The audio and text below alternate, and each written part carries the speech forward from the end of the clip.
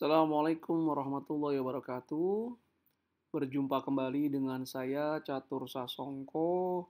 Kali ini saya akan mempresentasikan tentang materi atau topik yang ada di buku akuntansi manajemen atau di mata ajar akuntansi manajemen. Topik yang akan saya bahas adalah tentang analisis diferensial atau tactical decision making. Jadi ini adalah analisis dari permasalahan dalam jangka pendek yang harus diambil keputusannya oleh manajemen. Jangan lupa untuk mengakses e-learning.penerbitsalemba.com, kemudian Anda cari e-learning akuntansi manajemen untuk mendapatkan presentasi lengkapnya dan soal-soal yang dapat Anda kerjakan secara mandiri. Nanti juga akan diberikan pembahasan lengkap serta latihan untuk menghadapi ujian tengah semester dan ujian akhir semester. Oke, kita mulai.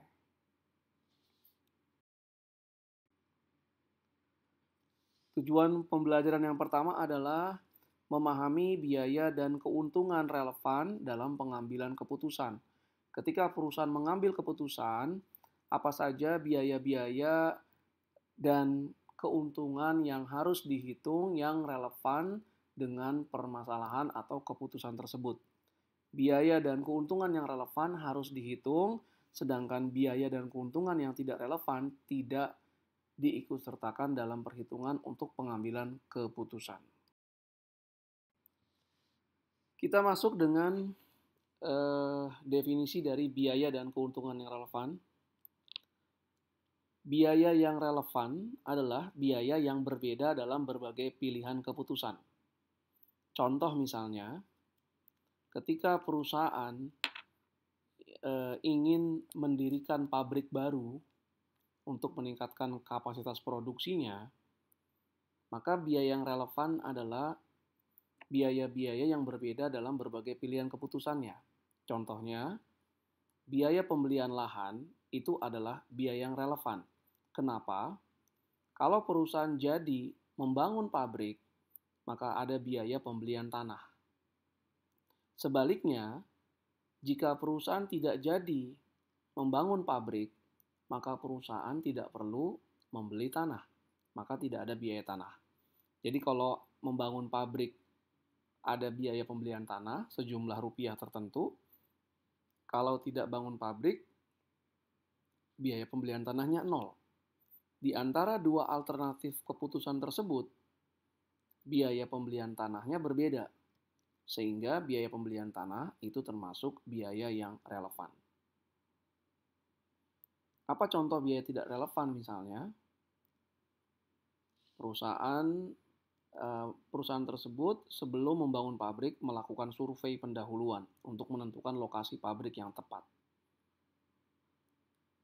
Biaya untuk mengeluarkan survei tersebut tetap akan dikeluarkan,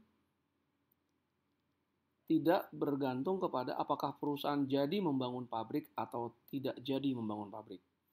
Jadi di dua alternatif pilihan keputusan, jadi membangun pabrik atau tidak jadi membangun pabrik, perusahaan tetap mengeluarkan biaya survei pendahuluan sejumlah rupiah tertentu. Itu adalah biaya yang tidak relevan. Sedangkan keuntungan yang relevan adalah manfaat yang berbeda dalam berbagai pilihan keputusan. Misalnya perusahaan mendapatkan order khusus dari pelanggan dengan harga di bawah harga resmi perusahaan. Kalau perusahaan mengambil order tersebut dan mengirimkan barang yang diminta oleh pelanggan dengan harga di bawah harga normal, maka perusahaan akan mendapatkan tambahan pendapatan sejumlah rupiah tertentu. Tapi jika perusahaan tidak mengambil order tersebut, maka perusahaan tidak akan mendapatkan pendapatan. Pendapatannya tidak bertambah atau nol. Nah, itu adalah contoh dari keuntungan yang relevan.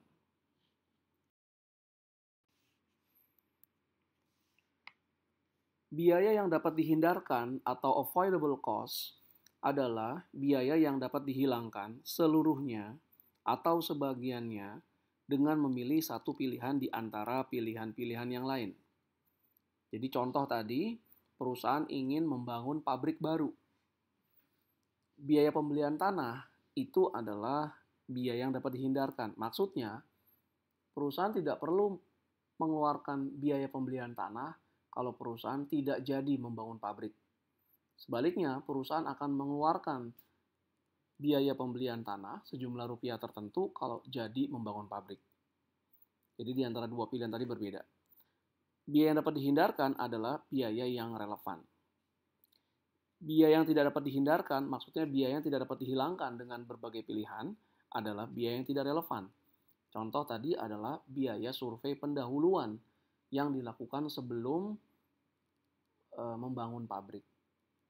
Jadi perusahaan jadi membangun pabrik atau tidak jadi membangun pabrik, perusahaan tetap mengeluarkan biaya survei pendahuluan. Oleh karena itu, biaya survei pendahuluan tidak dapat dihilangkan meskipun nanti keputusannya adalah perusahaan tidak jadi membangun pabrik. Nah, pengetahuan yang dimiliki yang dapat membedakan antara yang relevan dan tidak relevan ini sangat bermanfaat bagi manajemen dalam pengambilan keputusan. Jangan sampai terjadi perusahaan memasukkan biaya yang tidak relevan dalam pengambilan keputusan sehingga nanti keputusan yang diambil salah. Atau jangan juga sampai perusahaan tidak memasukkan seluruh biaya yang relevan dengan pengambilan keputusan. Nah, ini biasanya pemahaman atas biaya relevan dan tidak relevan ini akan semakin baik ketika seseorang sudah ada di perusahaan dan mempraktekannya.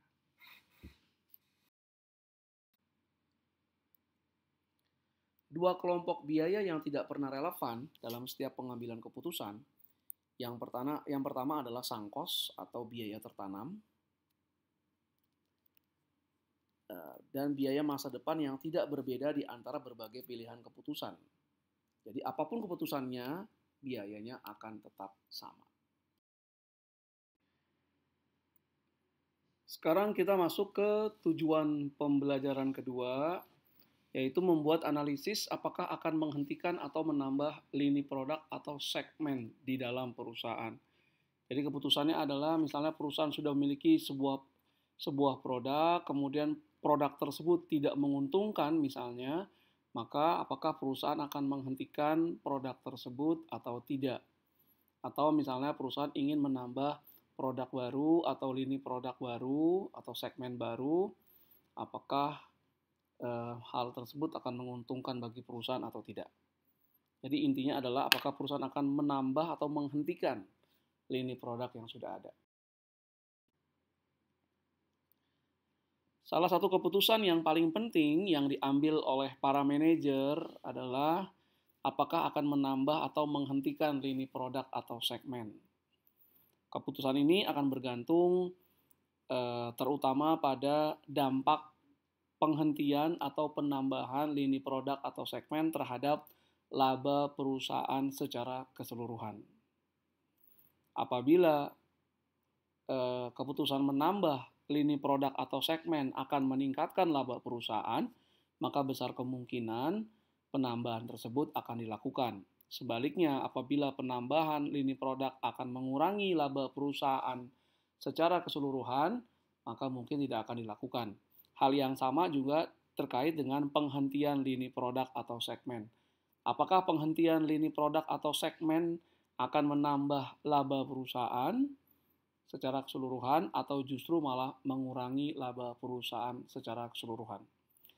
Nah, manajemen perusahaan harus menganalisis biaya dan manfaat atau keuntungan atau pendapatan dengan cermat untuk menilai dampak keputusan menghentikan atau menambah lini produk atau segmen. Apabila tidak cermat, maka keputusan yang diambil dikhawatirkan justru bisa mengurangi laba perusahaan secara keseluruhan. Berikut ini adalah ilustrasi menambah atau menghentikan lini produk atau segmen. Karena adanya penurunan popularitas jam tangan analog, lini produk jam tangan PT Jam Kreator telah mengalami kerugian selama beberapa tahun terakhir. Manajemen sedang mempertimbangkan untuk menghentikan kegiatan produksi dan penjualan jam tangan analog.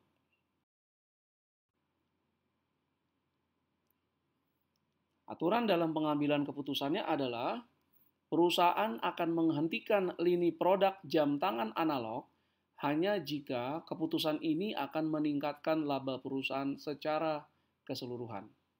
Jadi, perusahaan akan menghentikan kegiatan produksi dan penjualan jam tangan analog jika penghentian tersebut akan meningkatkan laba perusahaan secara keseluruhan.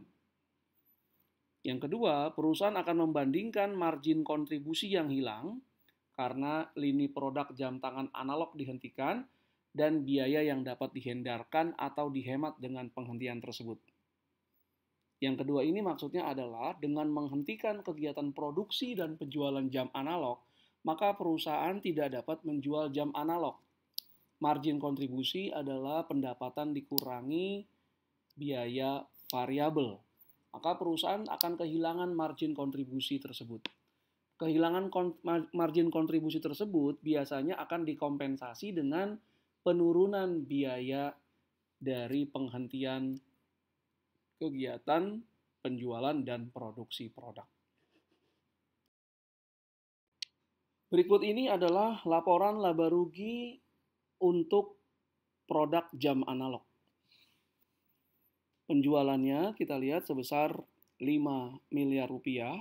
Kemudian beban variabel, biaya produksi variabel, pengiriman variabel, dan komisi penjualan adalah 2 miliar. Margin kontribusinya oleh karena itu adalah 3 miliar, 5 miliar penjualan dikurangi 2 miliar beban variabel. Kemudian dikurangi beban tetap totalnya 4 miliar, maka rugi operasi neto dari segmen jam analog adalah minus 1 miliar. Karena kerugian ini sudah terjadi berulang-ulang, maka manajemen perusahaan berpikir untuk menghentikan kegiatan produksi dan penjualan jam analog agar kerugian yang ditimbulkan dari lini produk jam analog ini akan berhenti atau berkurang sehingga bisa meningkatkan laba perusahaan secara keseluruhan. Nah, pertanyaannya, apakah tepat untuk menghentikan kegiatan produksi dan penjualan jam analog ini? Sebuah analisis memperlihatkan bahwa biaya overhead pabrik tetap dan beban administrasi umum tetap tidak akan terpengaruh dengan penghentian lini produk jam analog.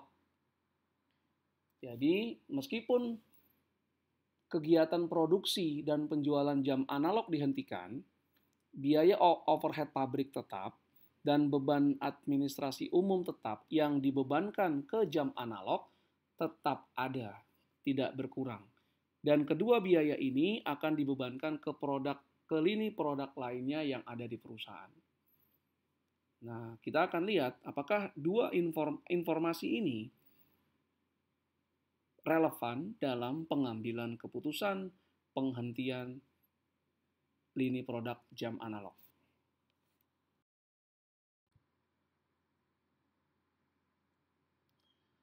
Peralatan yang digunakan untuk memproduksi jam tangan analog tidak dapat dijual dan tidak dapat digunakan untuk kegiatan lainnya. Jadi ada peralatan khusus yang hanya digunakan untuk membuat jam tangan analog. Nah, peralatan ini tidak dapat digunakan untuk memproduksi produk lainnya. Dan juga kalau dijual pun tidak ada nilainya. Jadi dia hanya ada untuk memproduksi jam tangan analog. Nah, apakah perusahaan harus menghentikan atau melanjutkan kegiatan produksi dan penjualan jam tangan analog? Pertama, kita lakukan yang disebut dengan istilah pendekatan margin kontribusi. Dengan dihentikannya kegiatan produksi dan penjualan jam tangan analog, maka perusahaan akan mengalami kehilangan margin kontribusi sebesar 3 miliar. Lihat di slide sebelumnya, laba rugi untuk segmen jam tangan analog ada margin kontribusi sebesar 3 miliar. Ini hilang karena tidak ada produksi dan penjualan. Nah, kemudian kehilangan ini dikompensasi dengan ada biaya tetap yang dapat dihindari, atau dalam artian ada biaya tetap yang dapat dihilangkan jika perusahaan menghentikan kegiatan produksi dan penjualan jam tangan analog.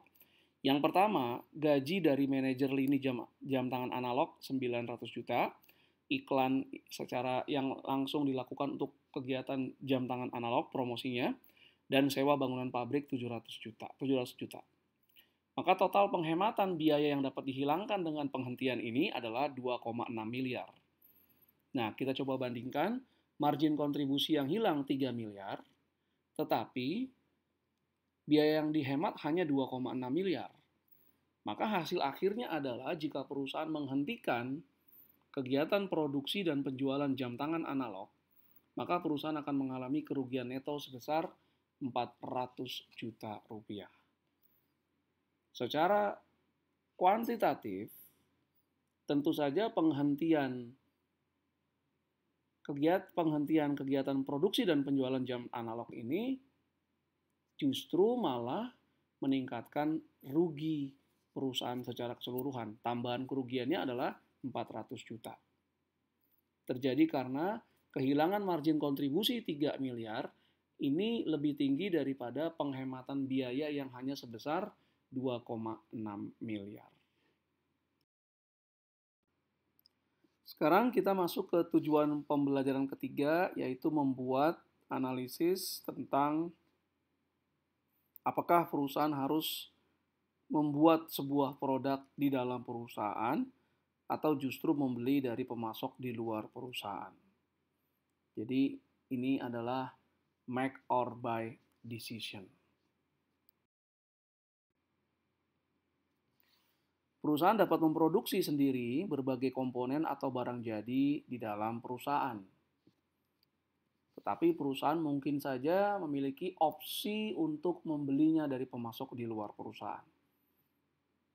Jadi, apakah akan membuat sendiri di dalam perusahaan atau membeli dari pemasok? Nah, mana yang lebih menguntungkan bagi perusahaan? Yang dipilih adalah yang memberikan keuntungan yang lebih besar. Jika ternyata membeli lebih memberikan keuntungan lebih besar daripada membuat, maka perusahaan kemungkinan akan membeli dari pemasok di luar perusahaan. Berikut ini adalah ilustrasi keputusan membeli atau membuat sendiri. PT Abadi Raya memproduksi suku cadang Y1 yang digunakan dalam salah satu produk barang jadinya. Biaya per produk per unit untuk Y1 adalah sebagai berikut. Bahan baku langsung Rp9.000, tenaga kerja langsung Rp5.000, overhead produksi variabel Rp1.000, penyusutan peralatan khusus Rp3.000, gaji penyelia produksi Rp2.000, overhead produksi umum Rp10.000. Maka didapatkan biaya produk per unit adalah Rp30.000. Jadi satu suku cadang Y1 biayanya adalah Rp30.000.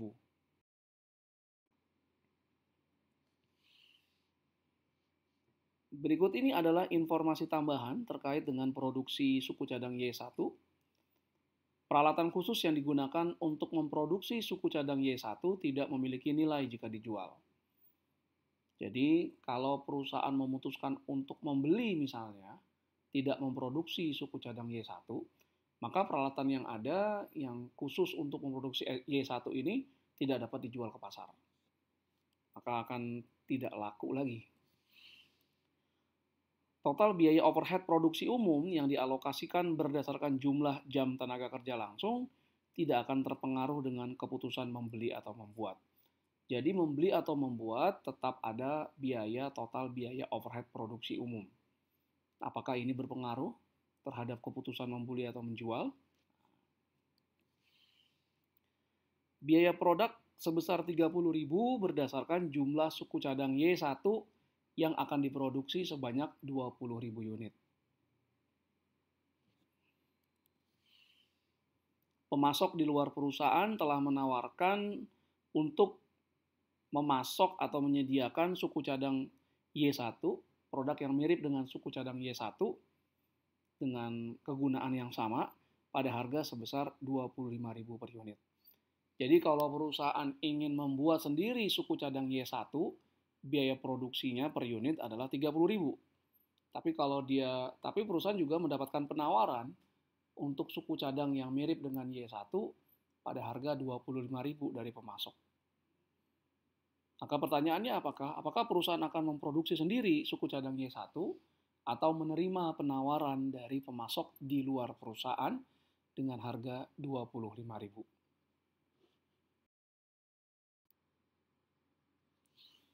Beban penyusutan dari peralatan khusus untuk memproduksi suku cadang Y1 adalah sunk cost. Sudah dibeli, tidak bisa diperoleh kembali. Sudah dijelaskan di slide sebelumnya. Kemudian biaya overhead produksi umum dalam contoh ini tidak relevan, karena jika perusahaan tidak memproduksi Y1, maka biaya ini akan dipindahkan ke produk yang lain. Nah, kita masuk ke konsep biaya peluang atau opportunity cost. Biaya peluang adalah manfaat atau keuntungan yang hilang karena tidak menggunakan sumber daya pada penggunaan yang terbaik. Biaya peluang bukan pengeluaran kas yang sesungguhnya sehingga tidak dicatat dalam pembukuan perusahaan, tidak muncul dalam laporan laba rugi perusahaan. PT Abadi Raya memiliki alternatif penggunaan dari kapasitas produksi yang ada jika membeli suku cadang dari pihak luar.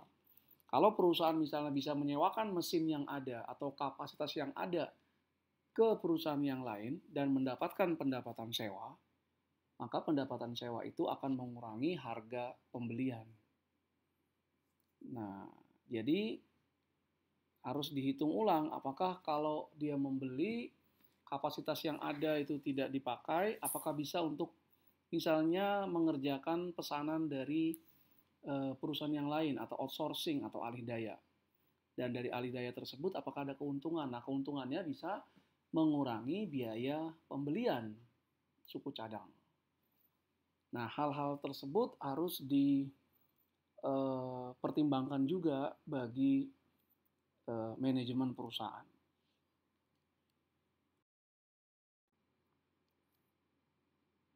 Berikutnya kita ke tujuan pembelajaran keempat, membuat analisis yang menerima atau menolak order khusus.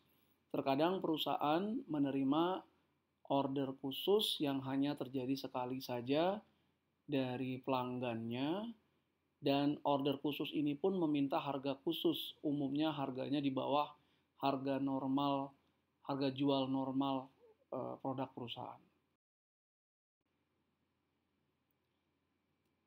Jadi yang disebut dengan order khusus adalah order yang hanya datang satu kali saja, yang tidak dianggap sebagai bagian dari kegiatan normal operasi perusahaan.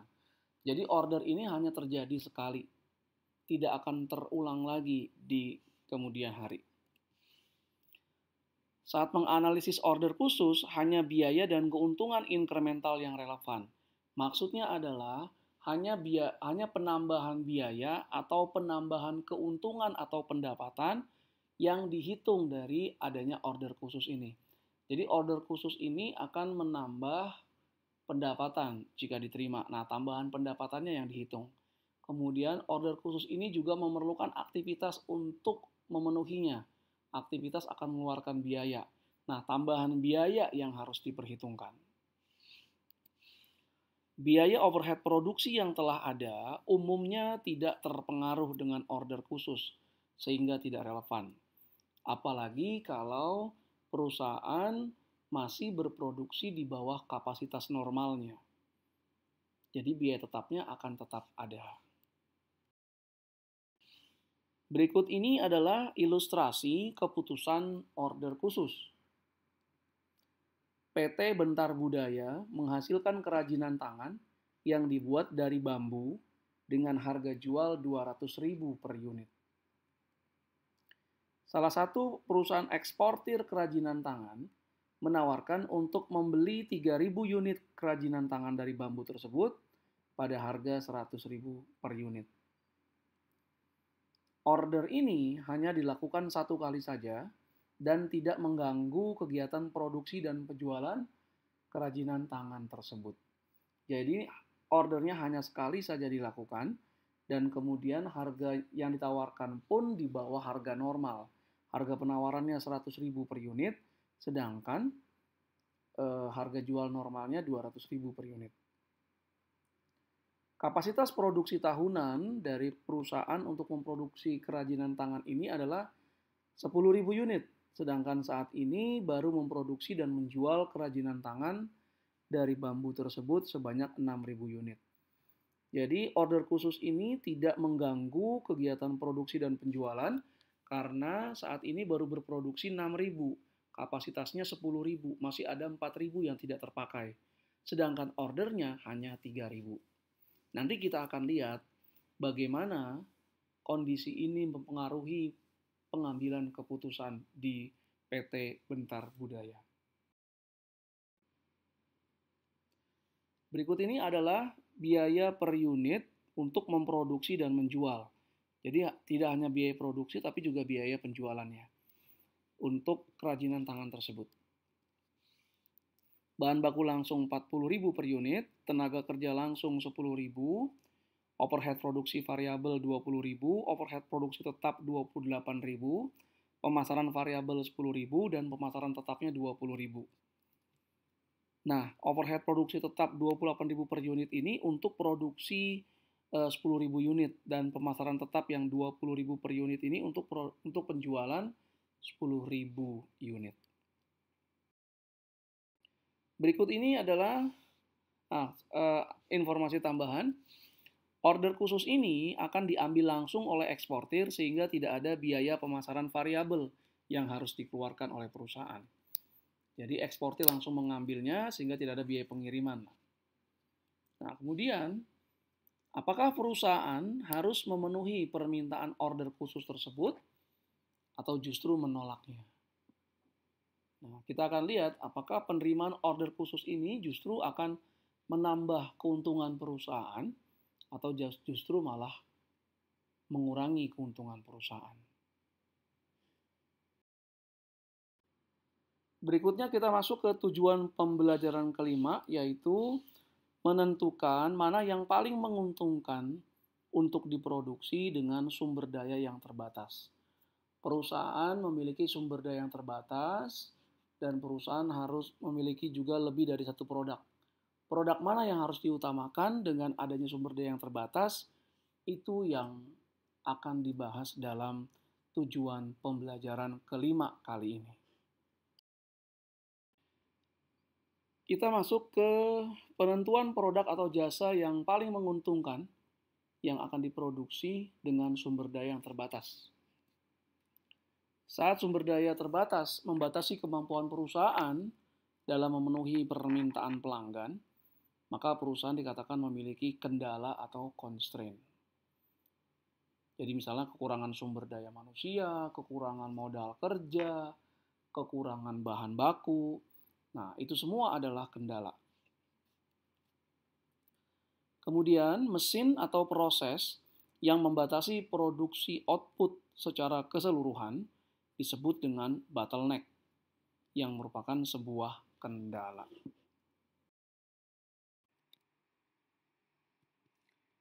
Biaya tetap biasanya tidak terpengaruh dengan situasi yang ada, sehingga bauran produk atau produk mix yang akan memaksimalkan total margin kontribusi perusahaan yang akan dipilih. Perusahaan tidak harus mengutamakan produk-produk dengan margin kontribusi yang tinggi, tetapi margin kontribusi akan dimaksimalkan dengan mengutamakan produk-produk yang memberikan margin kontribusi tertinggi dengan sumber daya yang terbatas. Di slide-slide berikutnya akan diberikan tentang ilustrasi pemanfaatan sumber daya yang terbatas di perusahaan. Berikut ini adalah ilustrasi pemanfaatan sumber daya yang terbatas di perusahaan. PT Lestari Sentosa memproduksi 2 produk mainan dengan informasi sebagai berikut. Ada produk 1 dan produk 2. Harga jual per unit produk 1 Rp60.000, sedangkan produk 2 Rp50.000. Dikurangi beban variabel per unit produk 1 Rp36.000, sedangkan produk 2 Rp35.000. Maka margin kontribusi per unit produk 1 adalah Rp24.000, sedangkan produk 2 Rp15.000. Permintaan per minggu dalam unit Rp2.000 untuk produk 1 dan Rp2.200 untuk produk 2. Rasio margin kontribusi produk 1 40%, dari mana margin kontribusi per unit dibagi harga jual per unit. Sedangkan produk 2 adalah 30%. Waktu pemrosesan yang diperlukan pada mesin A1, karena mesin A1 lah yang ada kendala, per unit untuk produk 1 adalah 1 menit, sedangkan produk 2 adalah setengah menit.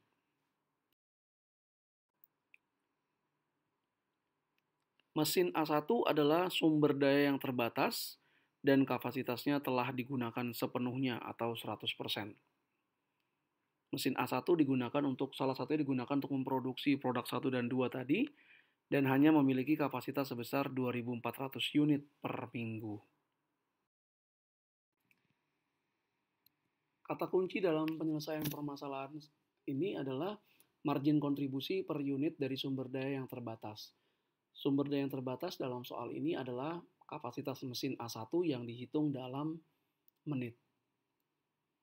Kita lihat tabel berikut ini, margin kontribusi per unit produk 1 Rp24.000, sedangkan produk 2 Rp15.000. Waktu yang diperlukan untuk memproduksi 1 unit untuk produk 1 adalah 1 menit, sedangkan produk 2 setengah menit. Maka margin kontribusi per menit untuk produk 1 adalah Rp24.000 dibagi 1 menit, atau Rp24.000. Sedangkan margin kontribusi per menit untuk produk 2 adalah Rp15.000 dibagi setengah menit, atau Rp30.000. Maka perusahaan harus mengutamakan produk 2 karena menghasilkan margin kontribusi sebesar Rp30.000 per menit yang lebih tinggi daripada produk 1 dengan margin kontribusi per menit sebesar Rp24.000. Sekarang kita masuk ke tujuan pembelajaran ke-6, yaitu membuat analisis yang memperlihatkan apakah produk-produk bersama yang berasal dari produksi bersama atau joint process akan dijual saat titik pisah atau diproses lebih lanjut.